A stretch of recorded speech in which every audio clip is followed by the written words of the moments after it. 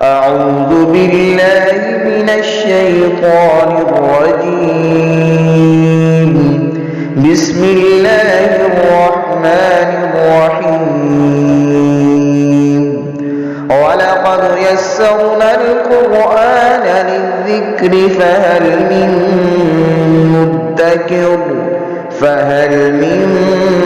مدكر.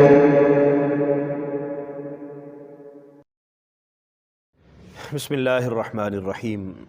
سورہ نساء کی 11 نمبر آیت مبارکہ آج پڑھیں گے. دوسرا رکوع شروع ہو رہا ہے سورہ نساء کا. اعوذ باللہ من الشیطان الرجیم. بسم اللہ الرحمن الرحیم. یوصیکم اللہ فی اولادکم للذکر مثل حظ الانثیین فَإِن كُنَّ نِسَاءً فَوْقَ اثْنَتَيْنِ فَلَهُنَّ ثُلُثَا مَا تَرَكَ.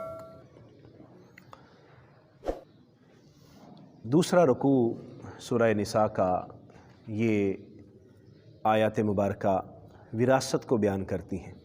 ان کو آیات مواریث یا آیات وراثت بھی کہا جاتا ہے. اللہ تبارک و تعالیٰ نے اس میں وراثت کے حصوں کا بیان فرمایا اور یوصیکم کے ساتھ ان آیات کا آغاز ہو رہا ہے کہ اللہ تمہیں یہ نصیحت فرماتا ہے. اللہ کی خاص نصیحت ہے کہ ان معاملات میں تم نے اللہ کے حکم کو پیش نظر رکھنا ہے. دوسرا،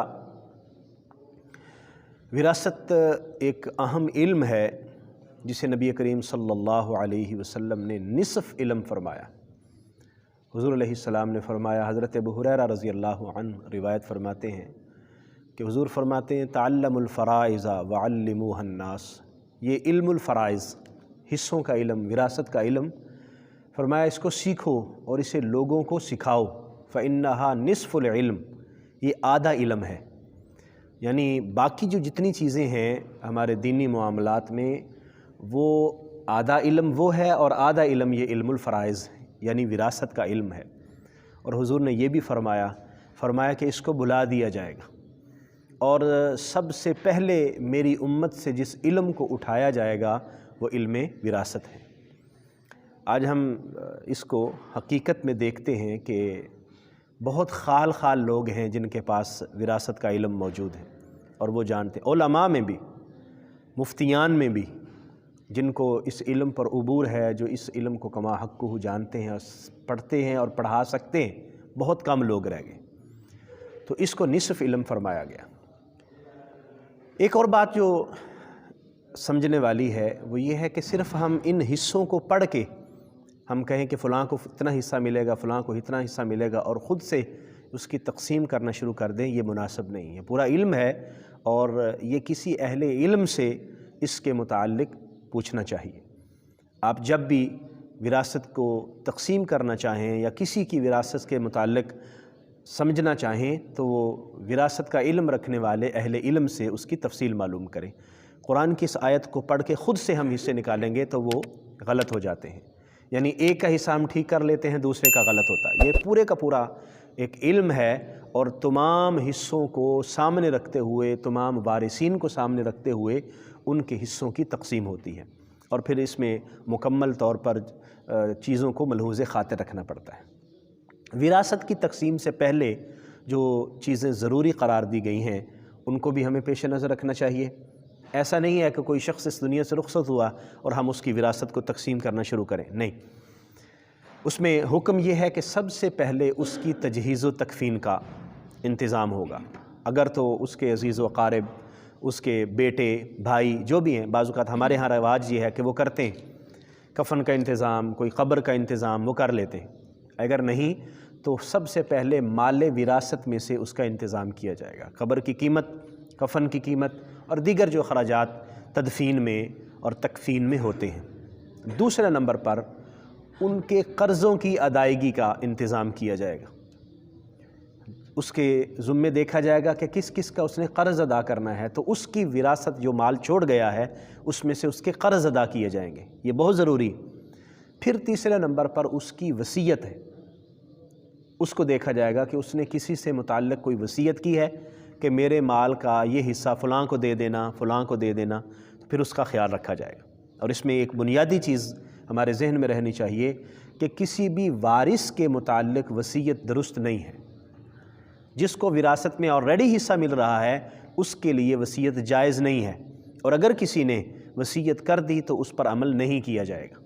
کسی بیٹے کے بارے میں کہہ دیا کہ میری وراثت میں سے اتنا اس کو دے دینا، بیٹی کے بارے میں کہہ دیا، بیوی کے بارے میں کہہ دیا، جن کو وراثت میں سے حصہ مل رہا ہے ان کے متعلق وصیت جائز نہیں ہے اور اس پر عمل نہیں کیا جائے گا۔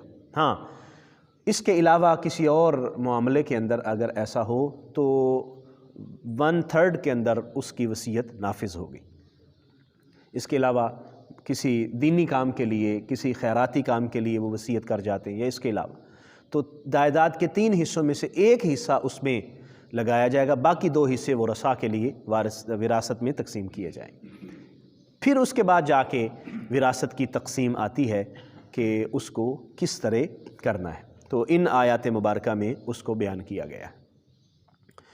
یوصیکم اللہ فی اولادکم، اللہ تمہیں حکم دے رہا ہے، یہ نصیحت فرما رہا ہے، فی اولادکم تمہاری اولاد کے بارے میں، للذکر مثل حظ الانثیین، مذکر کے لیے مؤنث 2 مؤنثوں کے حصے کے برابر ہوگا، یعنی بیٹے کو 2 بیٹیوں کے برابر حصہ ملے گا۔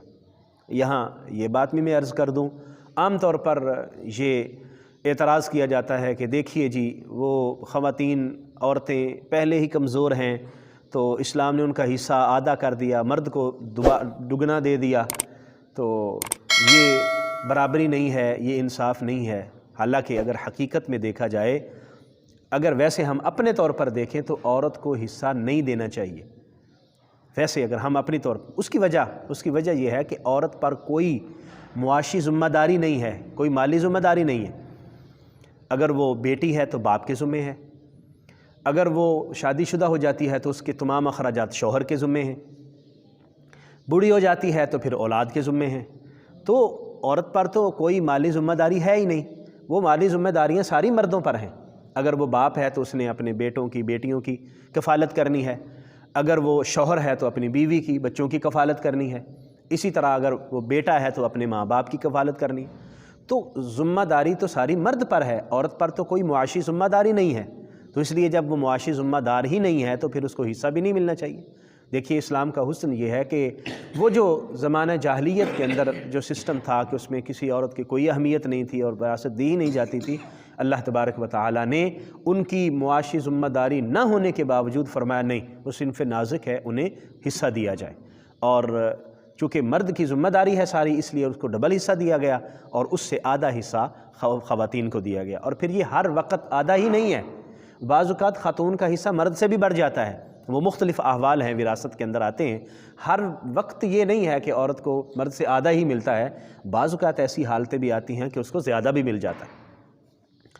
فَإِن كُنَّ نِسَاءً فَوْقَ اثْنَتَيْنِ، اگر وہ ساری بیٹیاں ہی ہوں 2 سے زیادہ، فَلَهُنَّ ثُلُثَا مَا تَرَكَ، تو جو بھی اس نے وراثت چھوڑی ہے اس کے 2 حصے، یعنی 3 حصوں میں سے 2 حصے، 2/3 وہ ان کو دیے جائیں گے، جو بچیاں ہیں ان کو دے دیے جائیں گے۔ وَإِن كَانَتْ وَاحِدَةً، اور اگر وہ ایک ہی ہے، یعنی بیٹی ایک ہی ہے، فَلَهَا النِّصْفُ، تو اس کو باپ کی وراثت سے آدھا حصہ ملے گا۔ وَلِأَبَوَيْهِ لِكُلِّ وَاحِدٍ مِّنْهُمَا السُّدُسُ، اور ماں اور باپ دونوں کے لیے، ہر ایک کے لیے 6واں حصہ ہوگا، مما تراکا، جو اس فوت شدہ نے چھوڑا، یعنی فوت شدہ کے جو والدین ہیں ماں اور باپ، ان کو 6واں حصہ ملے گا۔ کب؟ ان کان لہ ولد، اگر اس کی اولاد ہو، فوت شدہ کی اگر اولاد ہے تو اس کے ماں باپ کو وراثت میں سے 6واں حصہ، ہر ایک کو 6واں حصہ ملے گا۔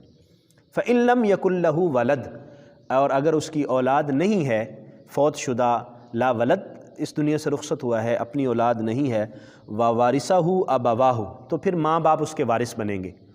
فَلِأُمِّهِ الثُّلُثُ، تو ماں کو 3واں حصہ ملے گا، ماں کو 3واں حصہ ملا، پھر اگر کوئی اور وارث نہیں ہے تو پھر باپ کو۔ تو اگر اولاد نہیں ہے اور صرف ماں باپ ہیں تو پھر ماں باپ اس کے وارث ہوں گے۔ فَإِن كَانَ لَهُ إِخْوَةٌ، اور اگر اس کے بھائی ہوں، فَلِأُمِّهِ السُّدُسُ، تو پھر ماں کو چھٹا حصہ ملے گا۔ مِن بَعْدِ وَصِيَّةٍ يُوصِي بِهَا أَوْ دَيْنٍ، وصیت جو اس نے کی ہو اس پر عمل کے بعد، او دین، اور قرض کی ادائیگی کے بعد۔ یہ میں نے پہلے آپ کو ترتیب بتا دی ہے کہ ترتیب کیسے ہے، تجہیز و تکفین، پھر قرض کی ادائیگی، پھر وصیت، پھر وراثت کی تقسیم۔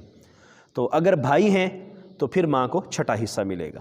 آباؤکم و ابناؤکم لا تدرون ایہم اقرب لکم نفعا، انسان سوچتا ہے کہ فلاں میرا جو وارث ہے وہ میرے زیادہ قریب ہے، فلاں بیٹا وہ میرے زیادہ قریب ہے، میری زیادہ خدمت کر رہا ہے، اور فلاں بیٹی میری زیادہ قریب ہے، وہ زیادہ محتاج ہے، زیادہ ضرورت مند ہے، وغیرہ وغیرہ، یا وارثوں میں سے فلاں کو زیادہ میں وراثت دے جاؤں۔ انسان اپنی خود ایک چیز سوچتا ہے، ایک اپنا ذہن بناتا ہے۔ اللہ تبارک و تعالیٰ نے فرمایا تمہیں یہ سوچنے کی، ذہن بنانے کی ضرورت نہیں ہے، اللہ تبارک و تعالیٰ نے یہ حصے خود تقسیم فرما دیے ہوئے۔ تو ہم کس کو سوچتے ہیں کہ وہ ہمارے لیے زیادہ نفع بخش ہو سکتا ہے، زیادہ فائدہ مند ہو سکتا ہے؟ فرمایا اللہ بہتر جانتا ہے کون زیادہ نفع بخش ہے، کون زیادہ فائدہ مند ہے۔ اس لیے تم اپنی مرضی کے مطابق تقسیم کی کوشش نہ کرو، اللہ نے جس طرح فرمایا ویسے۔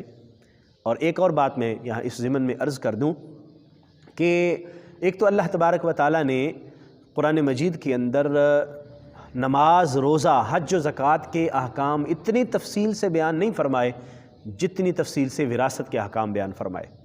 آپ دیکھ لیجئے نماز کی رکعات کتنی ہیں، قرآن مجید میں نہیں ملے گا۔ نماز کتنی ادا کرنی ہے، کتنی رکعتیں فرض ہیں، کتنی سنت واجب ہیں، یہ تفصیلات نہیں، یہ حدیث مبارکہ میں۔ اسی طرح روزے کی تفصیلات، حج کیسے کرنا، حج کے تمام مناسک کی ترتیب و تفصیل کیا ہے، یہ ساری تفصیل حدیث مبارکہ میں ملے گی۔ لیکن یہ آیات مواریث کے اندر وراثت کے احکام اتنی تفصیل سے بیان کیے گئے ہیں، اس کا مطلب یہ ہے کہ اللہ تبارک و تعالیٰ نے حقوق العباد کو اتنی زیادہ اہمیت دی ہے اور اتنا زیادہ اس کو فوکس کیا ہے تاکہ ہمیں اس بات کی سمجھ آ جائے۔ ایک اور بات اس حوالے سے ہمیں سمجھ لینی چاہیے کہ عام ہمارے ہاں رواج ہے آق کرنے کا، اپنے بچوں کو جائیداد سے آق کر دیا جاتا ہے، اس کی کوئی شرعی حیثیت نہیں ہے۔ جب وہ شخص فوت ہوگا تو اس کی وراثت جب دوسروں کو ملے گی تو جس بچے کو بچی کو اس نے آق کیا ہوگا وہ بھی وارث ہوگا۔ آق کرنے کی شرعی طور پر کوئی حیثیت نہیں ہے، اس لیے اللہ تعالیٰ نے خود حصے بیان فرما دیے اور اس کو اسی طرح عمل میں لایا جائے گا۔ آباؤکم و ابناؤکم، تمہارے باپ اور تمہارے بیٹے، لا تدرون، تم نہیں جانتے، ایہم اقرب لکم نفعا، کہ تمہارے لیے کون زیادہ نفع بخش ہے، نفع کے کون زیادہ قریب ہے، تمہیں زیادہ فائدہ کس سے ہے، یہ تم نہیں جانتے۔ فریضۃ من اللہ، یہ اللہ کی طرف سے مقرر کر دیے گئے، اللہ کی طرف سے فرض کر دیے گئے، بیان کر دیے گئے۔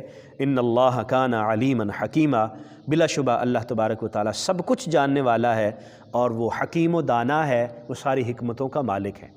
ان حصوں کی تقسیم میں کیا راز پوشیدہ ہے، اللہ تبارک و تعالیٰ نے اس میں کون سی مصلحت کو ملحوظ خاطر رکھا، وہ بہتر جانتا ہے۔ یہ ہماری سوچ ہے، ہم اپنے طور پر کچھ چیزیں نکالنے کی کوشش کرتے ہیں، بیان کرنے کی یا سمجھنے کی کوشش کرتے ہیں، لیکن حقیقت حال اللہ بہتر جانتا ہے کہ وہ کیسے ہے، وہی علیم بھی ہے اور حکیم بھی ہے۔ اس لیے جس طرح اس نے ہمیں ان کو بیان فرمایا ہے، ہمیں اسی کے مطابق عمل کی کوشش کرنی چاہیے۔ یہ آگے بھی جو آیہ مبارکہ ہے وہ بھی اسی حوالے سے 111 112 نمبر، اس کو انشاءاللہ کل پڑھیں گے۔ اللہ کریم ہمیں سمجھنے کی توفیق عطا فرمائے، آمین۔ وآخر دعوایا ان الحمد للہ رب العالمین۔